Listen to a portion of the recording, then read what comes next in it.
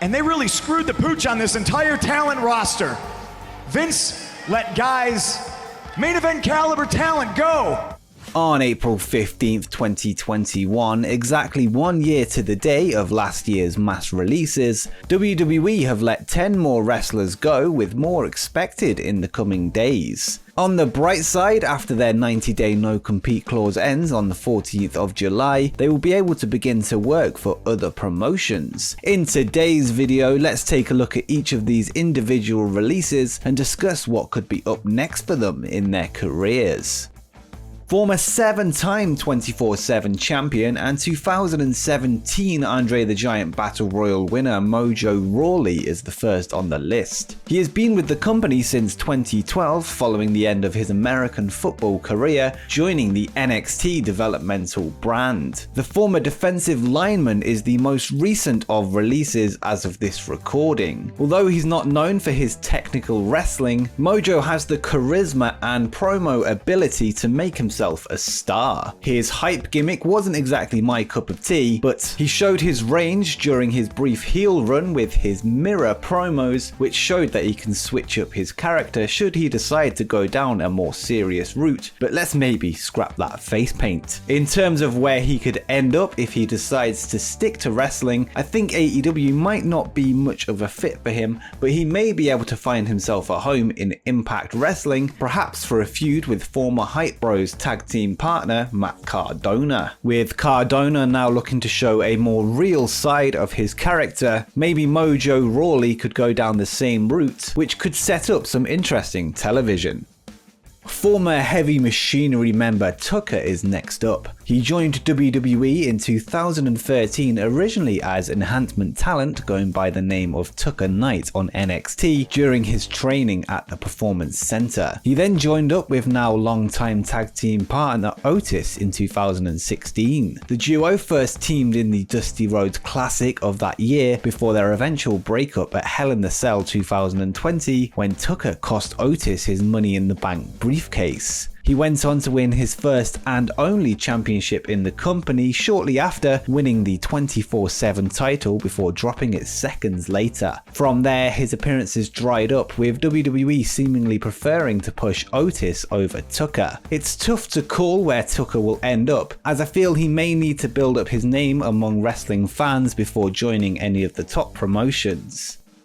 The Iconics were a favourite of a lot of WWE fans, with the two having tremendous chemistry, having been best friends for much of their lives. They both attended the same high school and even came through the Australian wrestling scene together before being signed by WWE in 2015 once again at the same time. Their careers continued to be a mirror image of one another, as the pair went on to win the 2016 Breakout of the Year award after debuting under the name The Iconic Duo. This was before they were called up to the main roster, becoming the second ever WWE Women's Tag Team Champions at WrestleMania 35. Bafflingly, the Iconics were split up in 2020, with Billie Kay being drafted to SmackDown and Peyton Royce heading to Raw. They never really found their feet in a singles capacity, although Billie did have an entertaining run as an on-screen character outside of the ring. It's pretty much guaranteed that their release will lead to a reunion wherever they head, with a move to AEW possible, with Peyton likely keen to join up with her husband Shawn Spears. The company are rumoured to be starting a women's tag division, which the Iconics would be a perfect fit for. If that's not an option, a move to Impact is also possible, starting a pursuit for the Knockouts tag titles.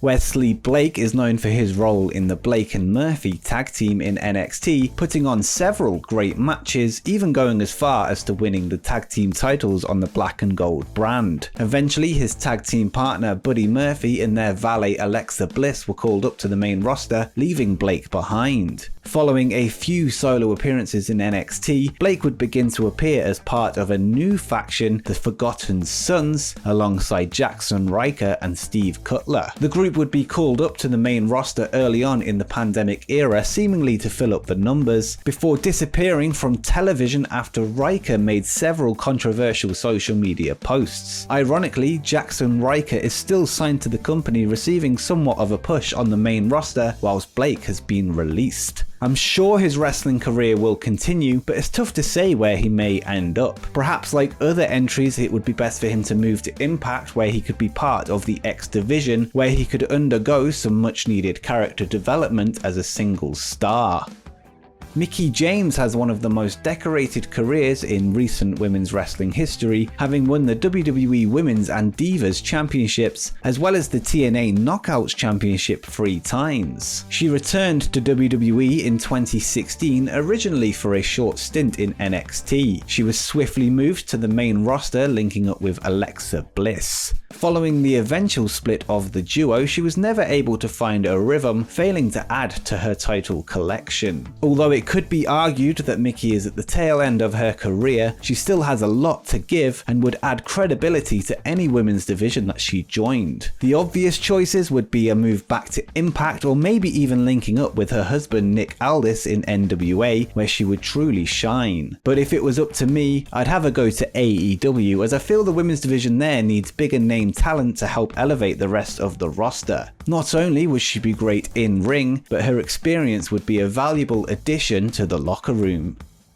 If we go back a few years, Kalisto was somebody I truly thought would be a star in the promotion, following in Rey Mysterio's path as a top-drawing luchador. Unfortunately, this never came to be, as he struggled to break through the mid-card ceiling before ultimately being released this week. Along the way, he did manage to add several titles to his resume, picking up the NXT Tag, Cruiserweight and United States titles. And before we continue, why not check out our affiliate for today's video, Audible. If you're into wrestling podcasts, wrestling audiobooks are 10 times better. You can get yourself a free audiobook using the link in the description. That's right, a free trial which gives you 1 credit for any book on the site. There's loads of wrestling options to choose from, including autobiographies which are even narrated by the wrestlers themselves. But for me, I went with the Nitro book by Guy Evans, which features interviews with Turner executives that have never spoken publicly about the closure of the company, as well as some shocking revelations about the death of WCW. So make sure you head down to the description if you're interested in getting yourself a free audio book.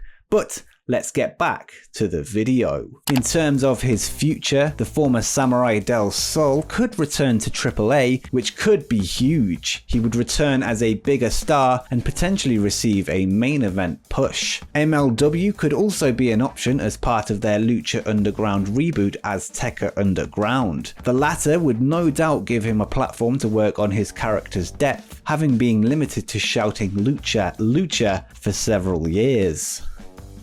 In my opinion, third-generation superstar Bo Dallas is one of the biggest misses in recent WWE times. For those that had the pleasure of witnessing his NXT title run, you'll know exactly what I'm talking about. Bo, at the time, was one of the best heels in the business, drawing legitimate heat which even led to the Full Sail audience literally turning their back on him during his promos. His Bo Leave character was brilliant, ironically attracting heel heat by acting like an over-the-top babyface. All you had to do was Bo Leave, but unfortunately, WWE management didn't believe in Bo. Upon his call up to the main roster, he was initially given a decent push, going on an undefeated streak before ultimately losing to R-Truth on Raw. From there, he found himself stuck at the bottom of the card, and despite a Raw Tag Team Championship reign alongside Curtis Axel as the B Team, he was never presented as a serious threat.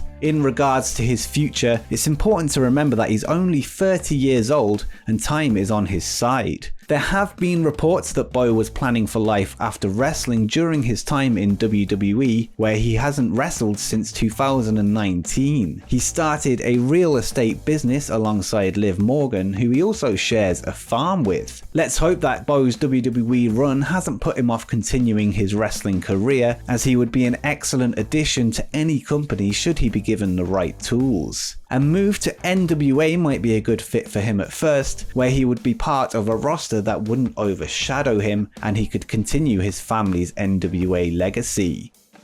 Next up is Chelsea Green, who herself hasn't been with WWE for very long at all, only signing in 2018 following a successful run on the Indies as well as in Impact and Lucha Underground. The former Knockouts champion was tipped as a future star in the WWE Women's division, but it never came to be. Unfortunately, many main roster debuts were cut short due to injury, and this bad luck seems to have stained her reputation with the higher-ups, who likely now see her as injury prone. If she can put her injury troubles behind her, she'd be the perfect fit for AEW's women's division, which, as mentioned earlier, needs some serious star power. She is technically already part of AEW history, having wrestled at All Out where she lost to Tessa Blanchard in a triple threat match alongside best friend Britt Baker. A reunion with Baker could be a direction AEW go down should they intend to create a women's tag title at some point in the future. The Iconics and Baker and Green sounds like a solid foundation for the new women's tag division to be built on.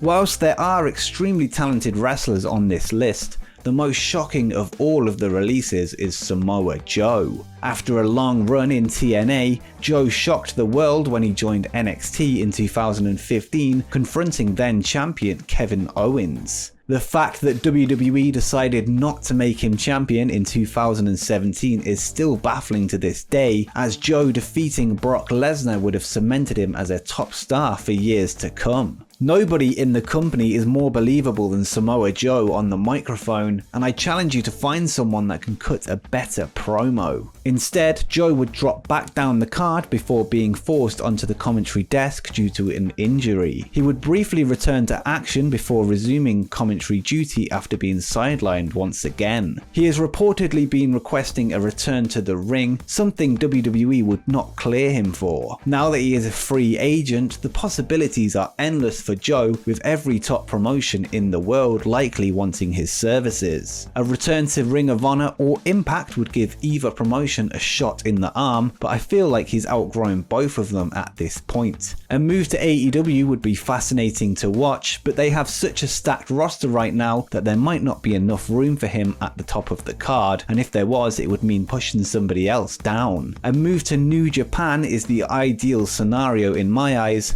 where he would be an instant hit in the heavyweight division. His hard-hitting submission style would be the perfect fit for the promotion, and he could well be a future IWGP World Heavyweight Champion if he was to make the jump. And speaking of New Japan, before you go, why not check out 10 AEW stars who competed at Wrestle Kingdom?